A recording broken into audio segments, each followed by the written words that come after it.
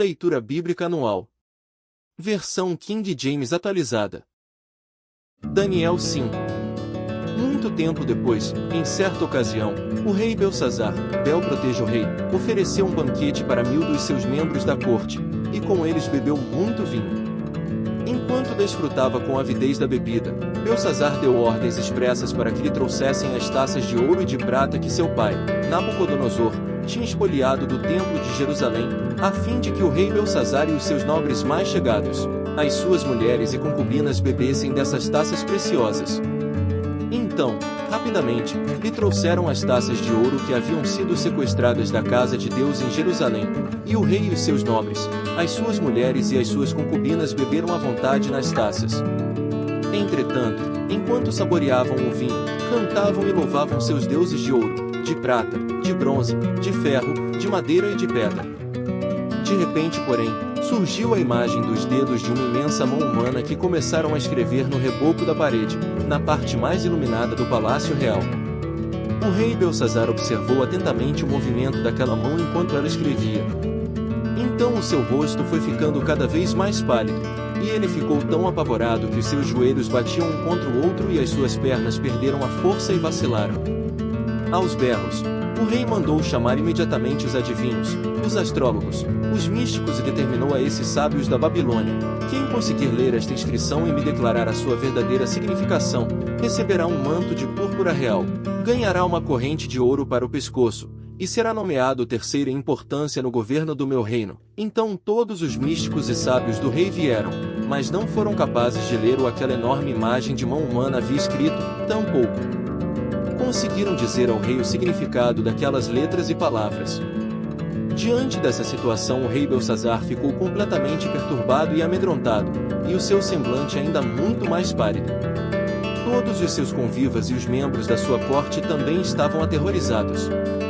Tendo a rainha mãe ouvido os gritos do rei e dos seus nobres, entrou na grande sala do banquete e acudiu, dizendo: ó rei, vive para sempre, não te perturbem os teus maus pensamentos, nem se desfaleça a tua fisionomia. Eis que há no teu reino um homem que tem o espírito dos santos deuses. Na época do teu pai, o rei Nabucodonosor, todos o consideravam um homem iluminado, dono de rara inteligência, prudência, e uma sabedoria como a sabedoria dos deuses.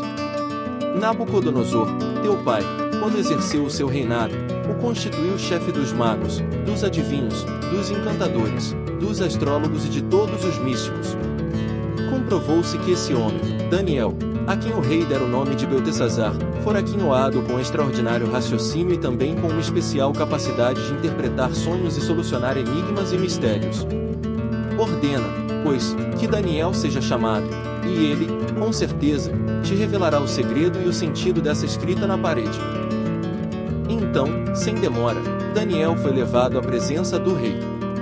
O rei indagou a Daniel: és tu aquele Daniel, um dos cativos de Judá, que o rei, meu pai, mandou trazer das terras de Judá?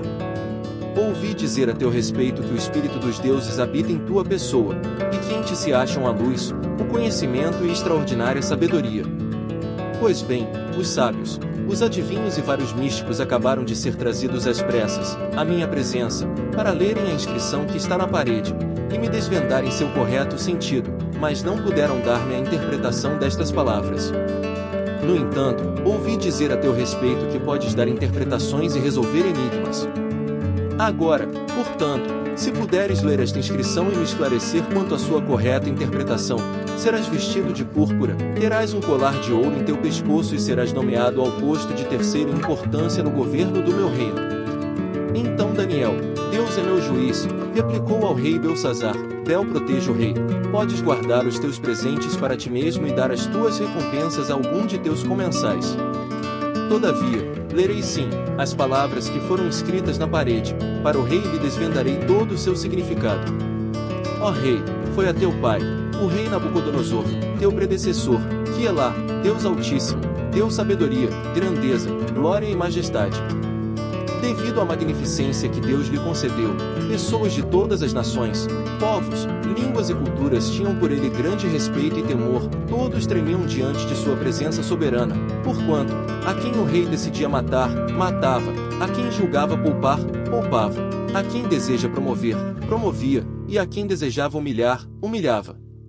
Contudo, quando seu coração se tornou cobiçoso, arrogante e endurecido por causa do extremo orgulho e vaidade, ele foi deposto do seu trono real e totalmente despojado da sua glória. Foi excluído do convívio com outros seres humanos, e sua mente e coração tornaram-se semelhantes aos dos animais, e passou a morar junto aos jumentos silvestres e a comer capim como bois, e o seu corpo se molhava com o orvalho do céu.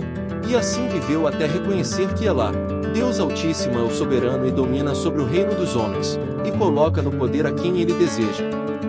Mas tu, ó Belsazar, sucessor do rei Nabucodonosor, não tens caminhado com humildade, não humilhaste o teu coração, muito embora saibas bem de tudo quanto ocorreu com teu pai, o rei. Pior ainda, tu te exaltaste a ti mesmo e te levantaste contra Elá, Deus dos céus. Porquanto mandaste trazer as taças do templo do Altíssimo para que nelas bebesses tu, os teus nobres e convivas, as tuas mulheres e as tuas concubinas. Louvaste os deuses de prata, de ouro, de bronze, de ferro, de madeira e de pedra, que não podem nem ver, nem ouvir, nem sentir e muito menos compreender nada, e não glorificaste o Deus que sustenta em suas mãos a tua vida e controla todos os teus caminhos. Por isso ele mesmo enviou aquela mão que viste, a fim de escrever diante de ti a sentença que precisas saber. E as palavras que foram escritas formam a seguinte frase em aramaico: Mene, Mene, Tekel Parsim. E este é o significado dessas palavras: Mene, Mene, Deus avaliou e contou os dias do teu reinado e decretou o seu fim. Tekel, foste pesado na balança e achado em falta. O Parsim, teu reino já foi dividido e entregue aos medos e persas. Diante disso, por ordem do rei Belsazar, vestiram Daniel com um manto real vermelho púrpura, condecoraram-no com uma corrente de ouro no pescoço, e o proclamaram o terceiro em autoridade e poder no governo do reino.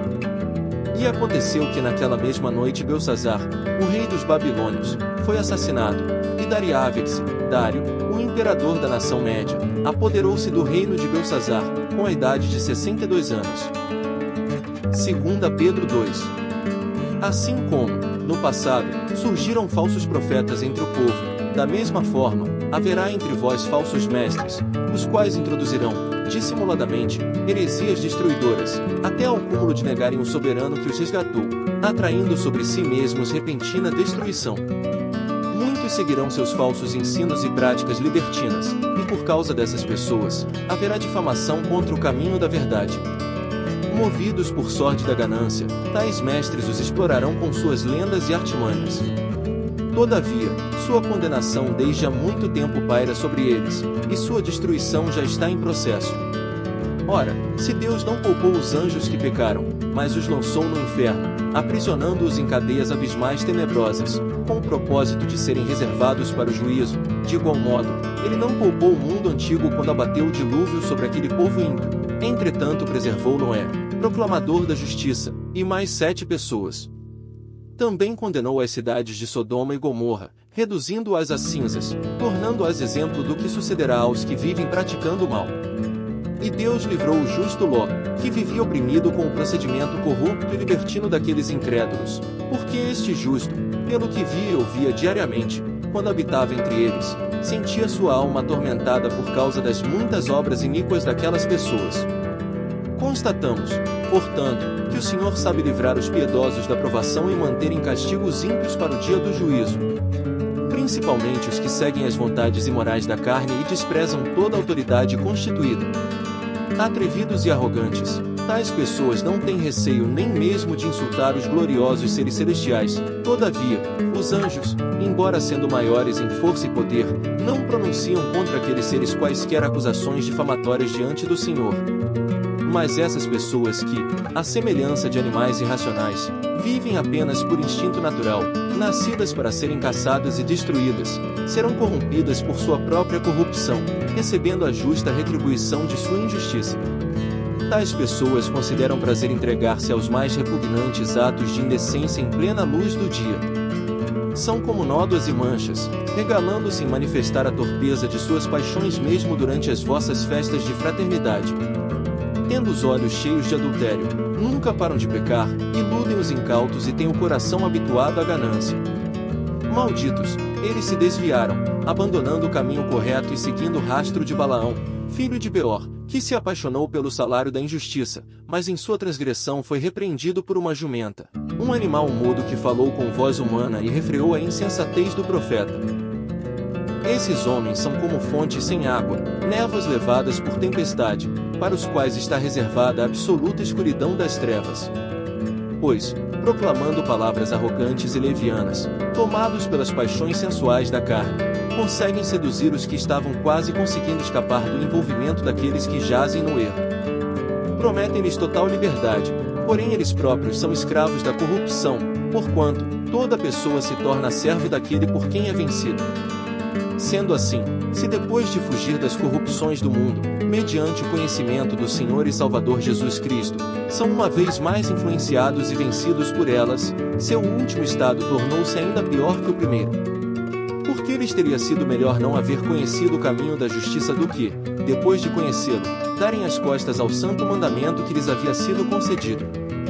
Dessa maneira, confirma-se neles o quanto é verdadeiro o provérbio que diz: o cão volta ao seu vômito, e mais, a porca lavada volta a revolver-se no mamaçal.